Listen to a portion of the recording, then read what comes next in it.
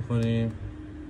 اندروید 13 هست و اینکه این گوشی فقط از طریق تست پوینت میشه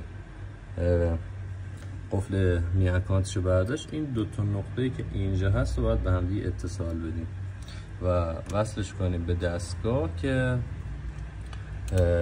بره رو حالت کیولوده و بشه که قفل می اکانتش رو باز کرد. حالا ما این کار رو انجام میدیم.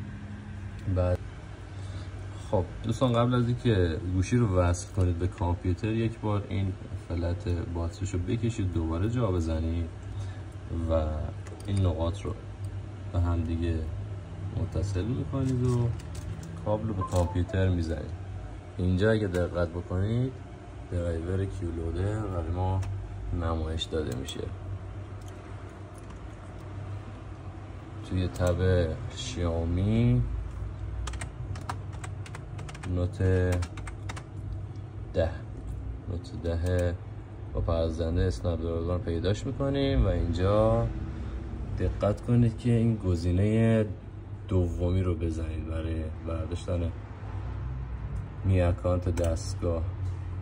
گزینه اول یه سری ایرادها و باگ ها داره که برمیگرده دوباره به اون حالت می اکانت.